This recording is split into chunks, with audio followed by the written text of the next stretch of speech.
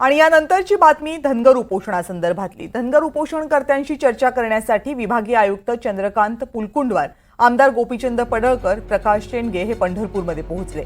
धनगर उपोषण स्थळी मुख्यमंत्र्यांसोबतच्या बैठकीतील चर्चा विभागीय आयुक्त उपोषणकर्त्यांना सांगतील। विभागीय आयुक्त आणि उपोषणकर्त्यांची चर्चा या अनुषंगाने सुरू आहे।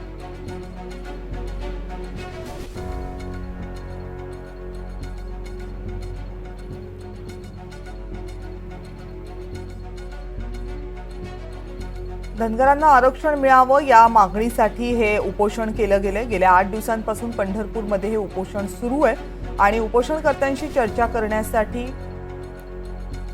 प्रकाश शेंडगे, गोपीचंद पडळकर हे सध्या पोहोचलेत। विभागीय आयुक्तांनी सुद्धा या संदर्भात चर्चा केलेली आहे आणि विभागीय आयुक्तांसोबत काय चर्चा झालेली आहे हे सांगितलं जातंय उपोषणकर्त्यांना। पंढरपूरमध्ये हे या सगळ्या घडामोडी घडतात।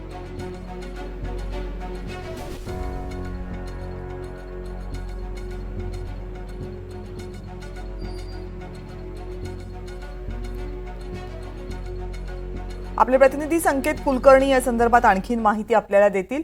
संकेत, उपोषण स्थळी आता नेमकी कुणामध्ये चर्चा सुरू आहे आणि उपोषण सुटण्याचा काही मार्ग दिसतोय का? निश्चितच कविता, उपोषण स्थळी पुणे विभागीय आयुक्त चंद्रकांत पुलकुंडवार यांनी काल मुख्यमंत्र्यांसोबत झालेल्या बैठकीतील जे निर्णय होते त्या निर्णयाची एक प्रत जी मुख्यमंत्र्यांच्या स्वाक्षरीची असणारी प्रत धनगर उपोषणकर्त्यांना दिलेली। प्रकाश शेंडगे, गोपीचंद पडळकर यांनी देखील या बैठकीतील माहिती दिली। मात्र उपोषणकर्त्यांमधील जे महत्वाचे 2 उपोषणकर्ते आहेत, माऊली हळदवत आणि दीपक बोराडे यांनी आम्ही सरकारचा आणि मुख्यमंत्र्यांचा आदर राखतोय, मात्र आम्ही उपोषण सोडणार नाही हा निर्णय त्यांनी जाहीर केलाय। मात्र असं जरी असलं तरी हा निर्णय आता समाजानं घ्यावा, आमच्या उपोषणाचे मालक समाज आहे अशी त्यांनी भूमिका खरं तर मांडलेली।